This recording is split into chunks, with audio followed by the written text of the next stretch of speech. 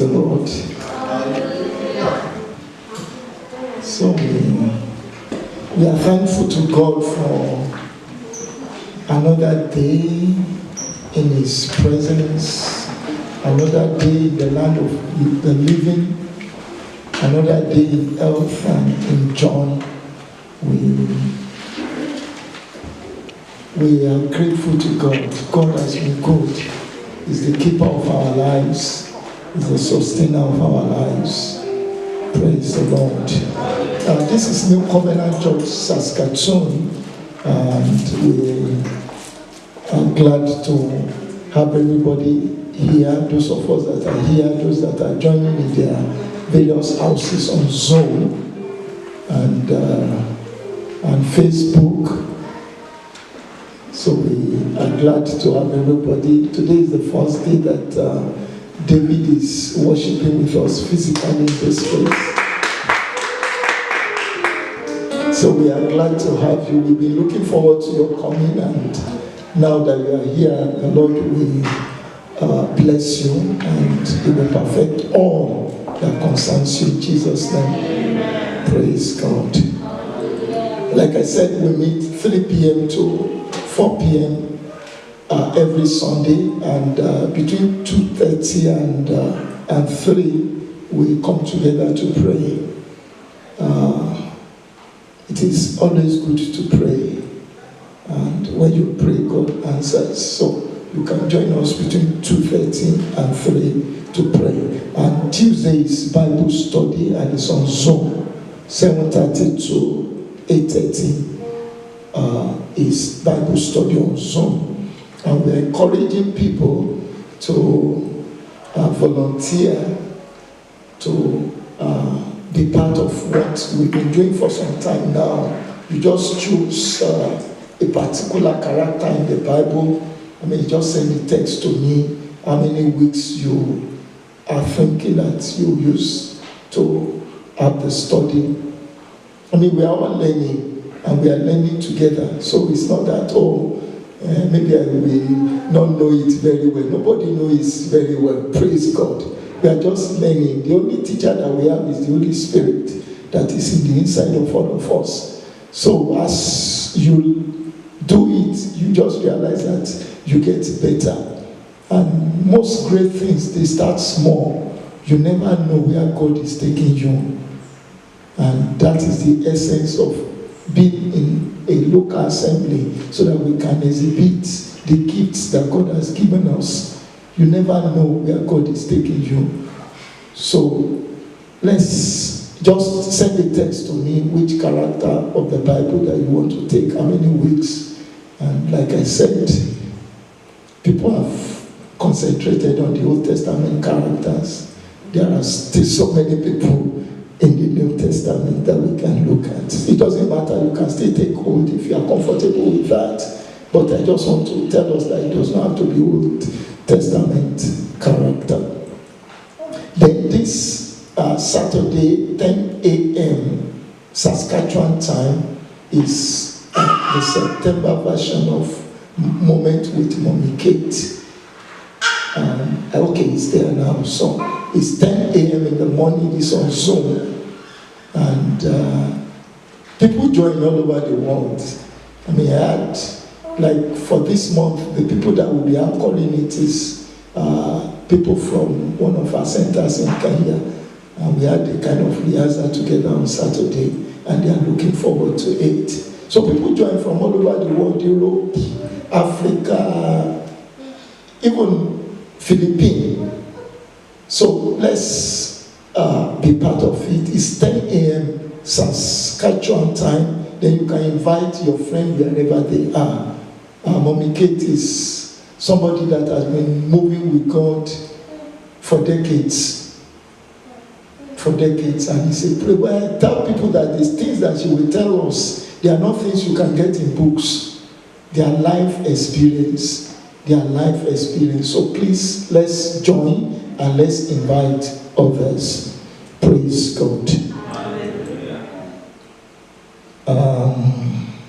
Then for our giving, we encourage, we use the interact mode as much as possible.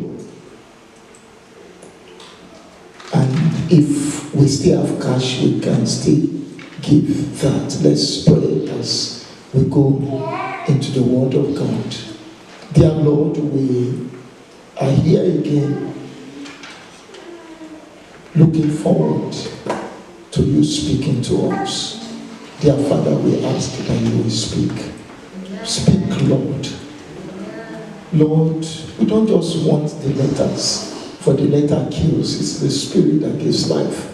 Therefore, Father, we pray that by your Spirit you will minister to us.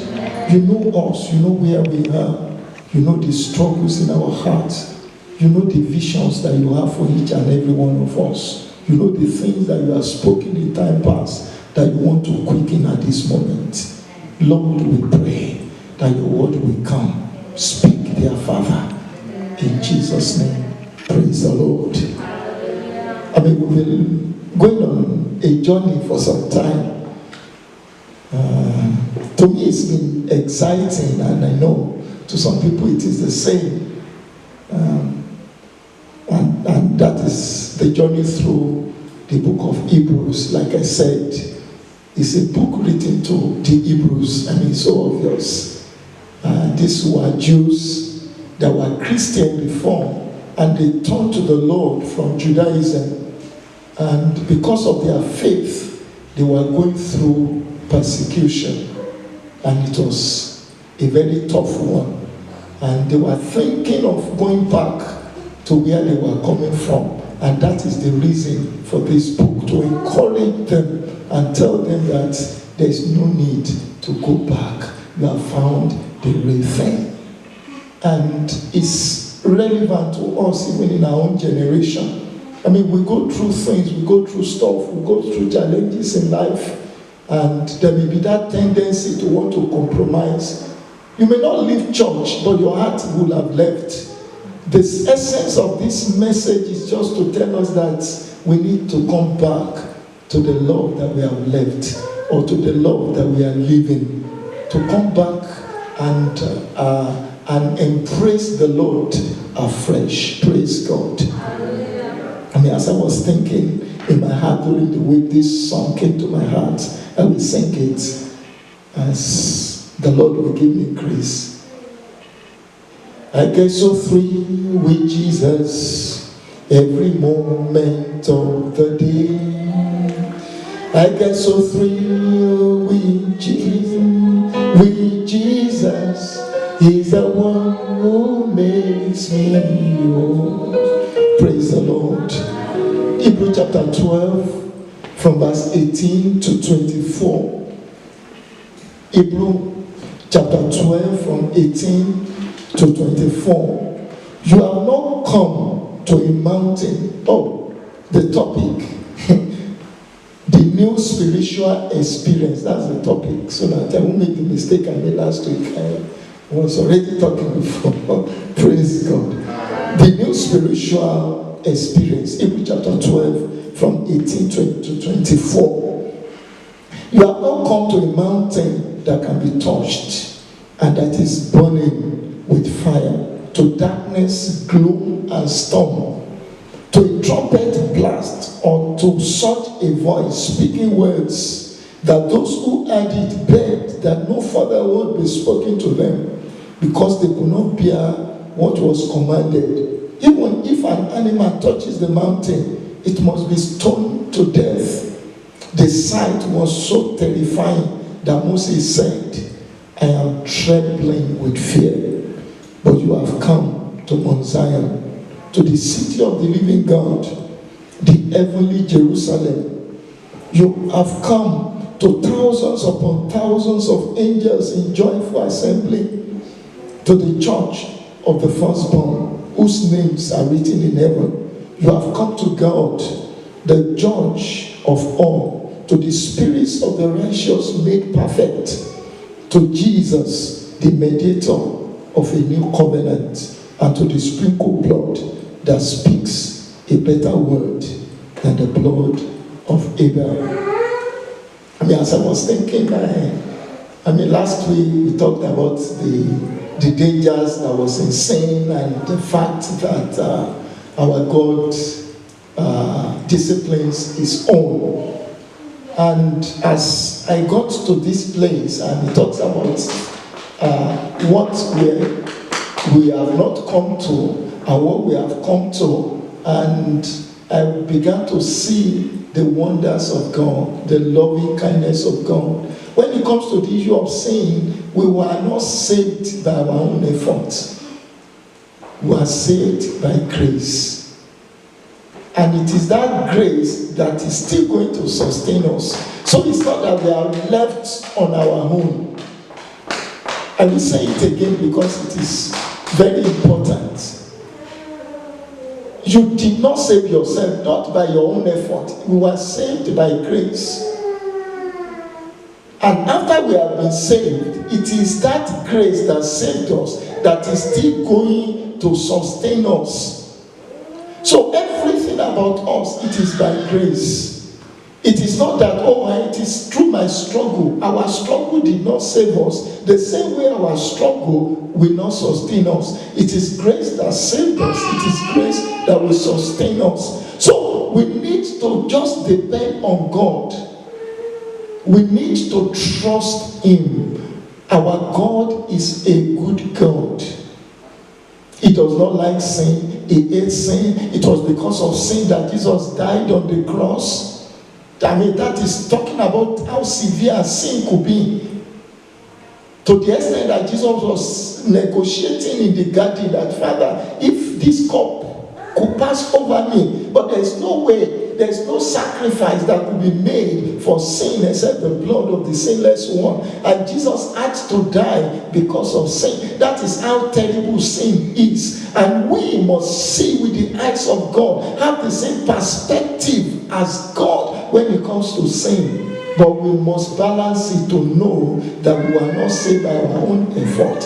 And we are saved by grace, and it is that same grace that is still going to sustain us. Praise God. So the first thing I want us to look at today is that Jesus is the difference, or Jesus makes the difference, or the difference is Jesus. Anyhow, praise God. I mean, what makes the difference is Jesus. What makes the difference? God has not changed. He's the same God. Some people will say the God of the New Testament is different from the God of the Old Testament. No, there's nothing like that. He's the same God. The only difference is Jesus. I mean, I was thinking, was it very early this morning? I mean, some years ago, I went with a team to US from Nigeria. One of the people in the team was a Japanese. As they would be talking to us in the airport at the point of this thing, the Japanese would just be doing like this. I mean, he had a different passport. He had a different passport. They would scrutinize our home, do everything to us. And it was the passport that he was holding that made the difference. And I was thinking that if I too now, because of the passport that I have, I should go to the embassy, I will move the way the Japanese was moving.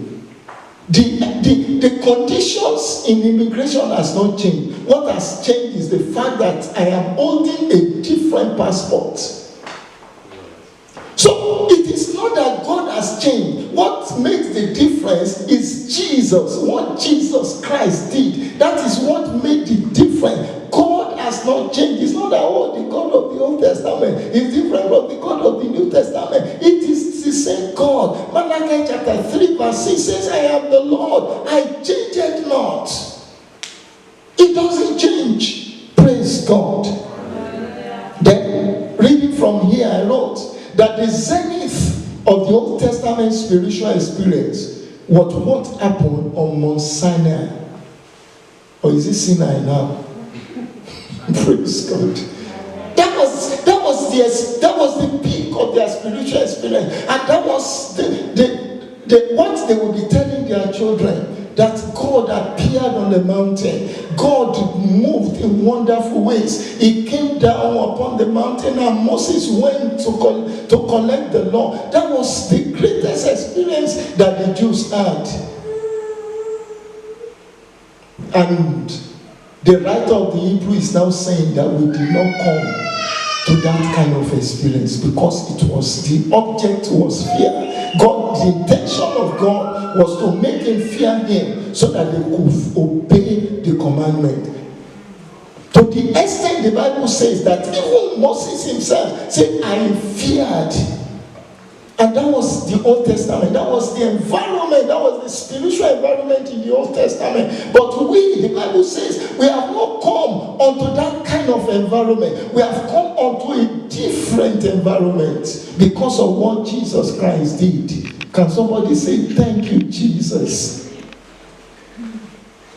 In verse 21, it says, the sight was so terrifying that Moses said, I am trembling with fear.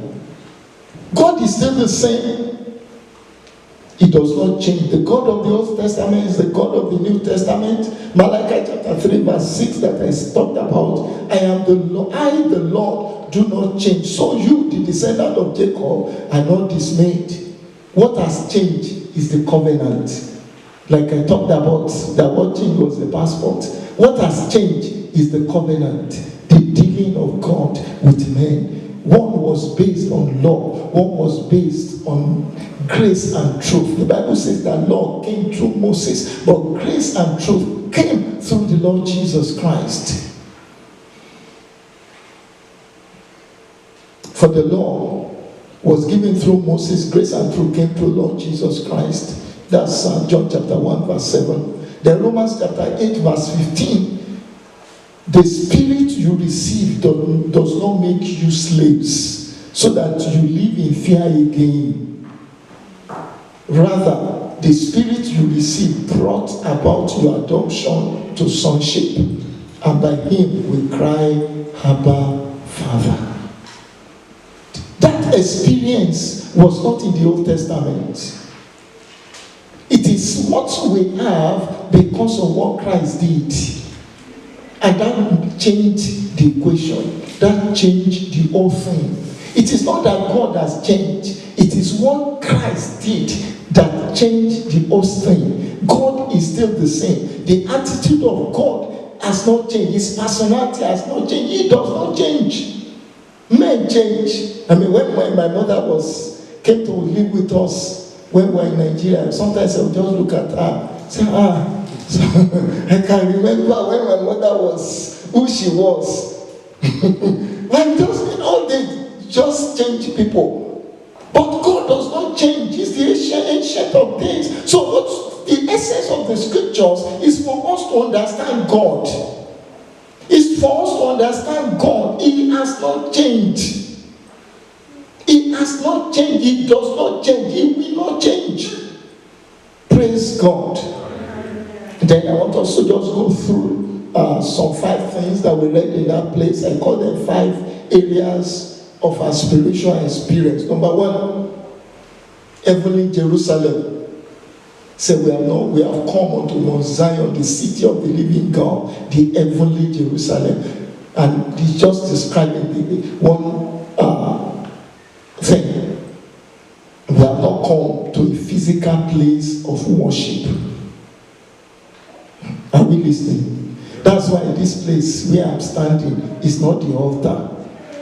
Praise God. Our altar is where our high priest is. And that is in heaven. And that is where we are relating with. That is why I can pray in my house. That is why you can pray in your car. That's why you can pray and worship in your office.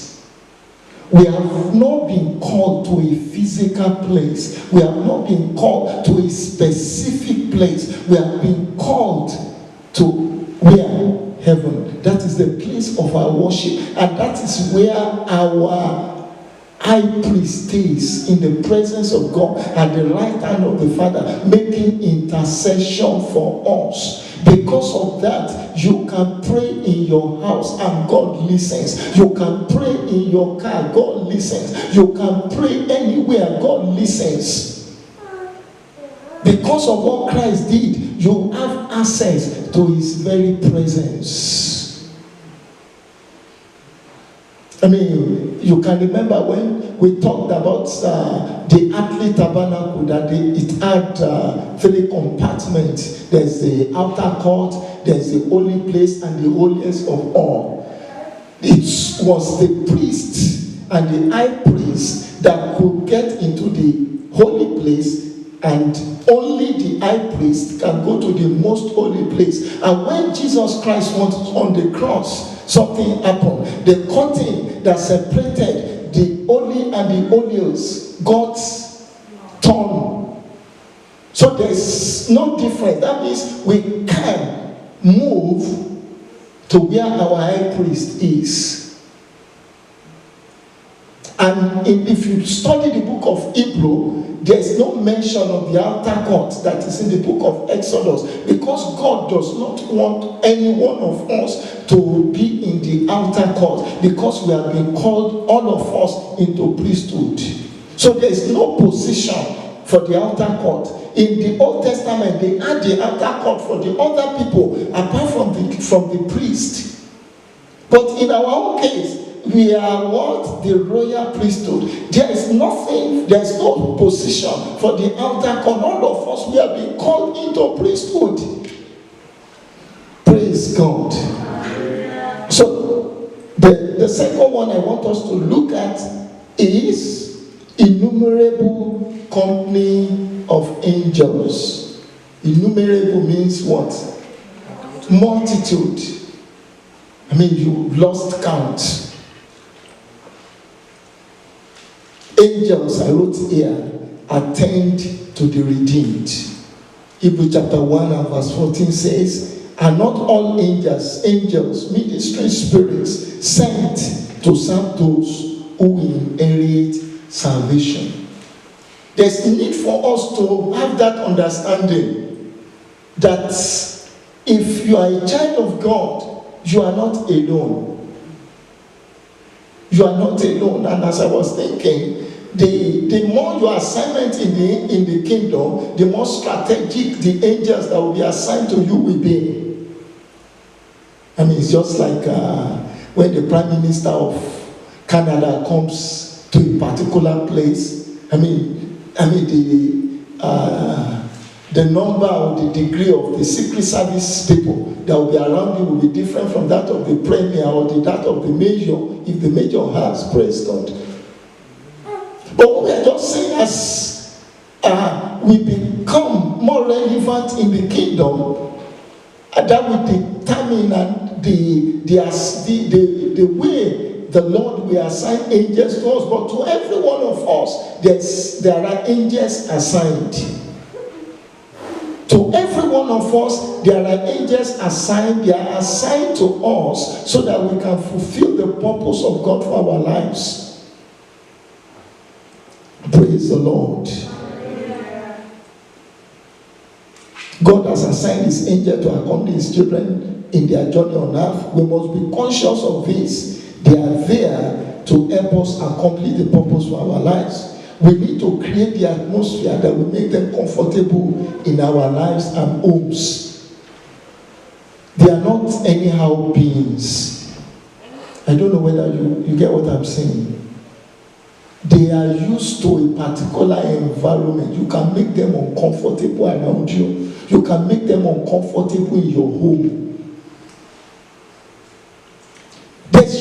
We need to be conscious of that there are angels all around me, and because of that, I should be mindful how I live my life. I should be mindful how I comport myself. I should be mindful how I do things. They are holy angels. Then look at the way the Bible put them. It says that you have come to thousands upon thousands of angels in joyful assembly. Praise the Lord. That means they are joyful people. So, the Bible says in the presence of God there's what? There's fullness of joy. Create atmosphere of joy around your life. There will be that synchrony. Create an atmosphere of joy around your life. Listen to music. Dance even when there's no music. Praise God. Create an atmosphere of joy. We are not alone. We are not alone. This journey that we are living, God does not intend that we go in it on our own. And because of that, he has assigned angels to assist the beloved, to assist the saints as we journey in life. There are some things that you will encounter that will be beyond you. In Acts chapter 12, maybe Peter didn't know that he was going to be put in jail. The Bible says as the church was praying, and God sent an angel and delivered him. There are areas of our life, there are doors that must be opened that you cannot open by yourself. There are things that must happen that you cannot cause to happen by yourself. But because you are not alone, God has assigned angels in the life of his children to ensure that this journey is smooth. He knows that you are going to go through opposition. He knows that things will stand against you. But because of that, he has decided that you will not go in this journey alone. But most of the time, we don't have that consciousness. We just think we're on our own. I mean, there is a song, there are angels all around. Let us praise Jesus now, for we are standing in his presence on holy ground.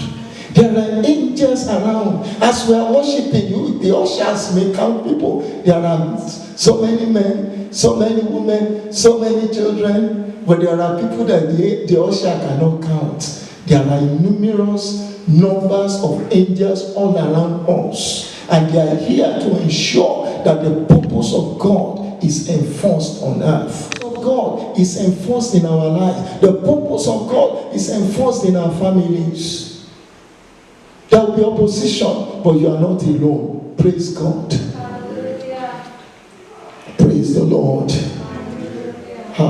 This scripture, 1 Corinthians chapter 11 verse 10, he said it is for this reason that a woman ought to have authority over her own head because of the angels. Because of the angels. I'm not talking about the theology of this, but my emphasis is because of the angels. There are some things that you just know. Oh, I cannot talk like this because of the angels. I cannot go to this place because of the angels. I'm not alone. Some people, some unseen beings are working with me. I cannot go to this place. I cannot do this thing. I cannot read this book. I cannot watch this movie. This person cannot be my friend because of the angels. There should be that consciousness in our lives. No, put up that music because of the angels. I cannot dress this way because of the angels. We are not alone. Some people are moving around us and they are only angels. They are only angels. You can't live anyhow. If not, these people, they will feel uncomfortable around you, and you just realize that they are withdrawing one by one. And it will be a disaster if you are alone.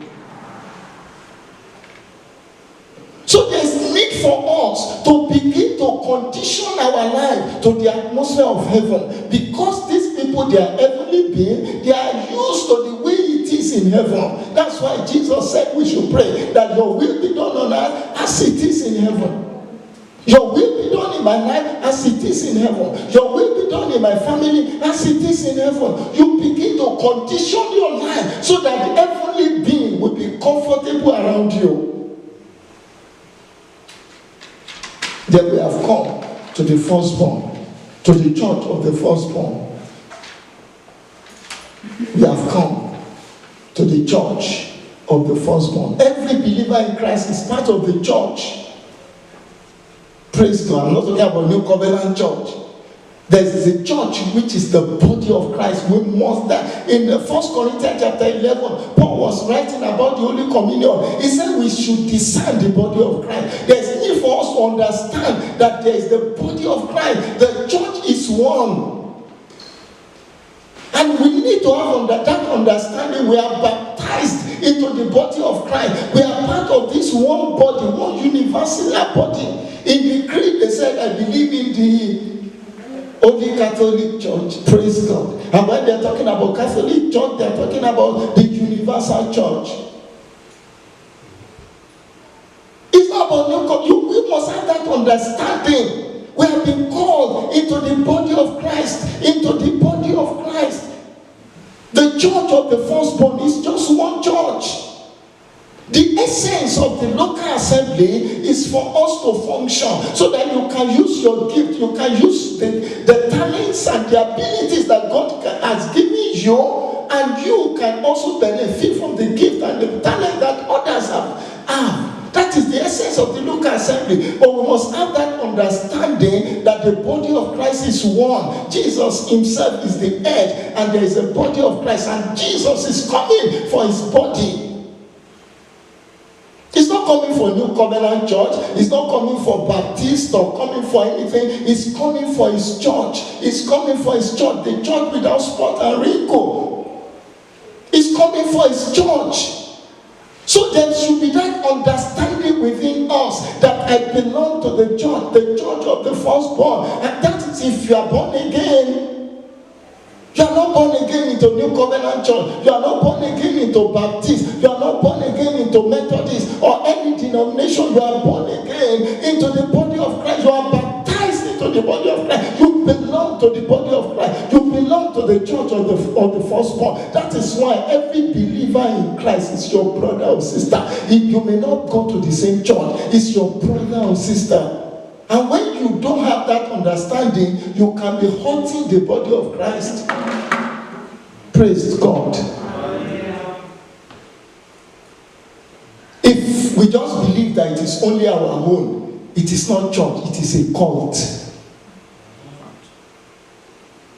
Every other place is not good, and they don't behave well, they don't do this. What we are building is a cult, not a church.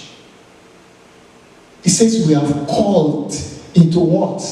Into the church of the firstborn, the church of the Lord Jesus Christ, the body of Christ. You are part of that universal body.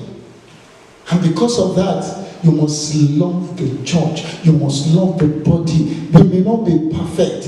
Things may not be as good as it is, or you want it to be, or you feel it should be. But that does not change the fact that it is still the body of Christ. Praise God. Then we have come to God, who is the judge. That is an exciting statement. God, who is the judge. I wrote here that this is a great source of assurance and consolation for the believers. Jehovah is the judge, and it is to him we have come. We have come unto God, who is the judge. The pastor is not the judge. No. The general overseer is not the judge. No human is the judge. We have come unto God, who is the judge, the one that knows the intent of the heart, the one that understands the motive of the heart. Men can misunderstand you. I mean, it has happened and it will continue to happen. But when we understand that we have come unto God, who is the judge, you have not come unto pastor, you have not come unto anybody, you have come unto God, who is the judge. I mean, you get to some place, they say, oh, it looks like the way this brother is doing, he wants to take over our church. Praise God. I mean, all kinds of things happen. See, but when you have an understanding that you have not come to pastor, you have not come to Geo, you have not come to anybody, you have not come to choir leader, you have come to who? God, who is the judge. Then you'll be at peace. You'll be at peace. I'll just read one or two scriptures here. Matthew chapter 10:24, and the Lord Jesus Christ speaking. He said, if anyone gives even a cup of cold water to one of these little ones, who is my disciple, truly I tell you, that person will certainly not lose their reward. Little things that we do, that men may despise. Men may not understand what you are doing, like that woman that gave, what is it now? Widow's mite. People will look down on her. Everybody is giving big cash. Look at what this woman is giving. But to God, it was a big thing. So we have not come to man, we have come unto God. And when we have that understanding, it will transform our worship. It will transform the way we relate. We have come unto God, who is the judge. I mean, look at this testimony about the Lord Jesus Christ. 1 Peter chapter 2 and verse 23. When they all their insults at him, he did not retaliate. When he suffered, he made no threats. Instead, he entrusted himself to him who judges justly. That was Jesus. He knew that his life is not in the hand of man. Let them say whatever they say. Let them do whatever they do. Let them plan whatever they want to plan. Let them do whatever conspiracy they want to do. He has committed his life to God, who is the just judge. And that is the state that God wants us to be. That you just depend on God. You are totally reliant on him. That God, you are the just judge. Men may not understand me. Men may not appreciate me. Men may even misunderstand me. They may do whatever they want to do. But I have come unto you, God, who is the judge. And the last one I want us to look at is we have come unto the blood of sprinkling. We have come unto the blood of sprinkling. I wrote here that this is a shower of God's love and mercy that comes to our lives because of the shed blood of Jesus Christ. It creates an atmosphere of love. When God sees the blood of Jesus Christ, he cannot but love us. It's not about us. It's not about you. It's not about who we are. It is about the blood that was shed.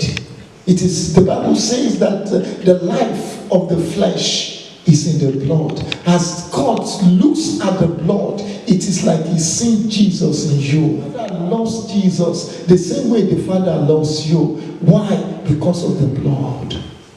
So the Bible says we have not come unto this trembling mountain. We have not come unto that Mount Sinai to the extent that even Moses said, I tremble and fear.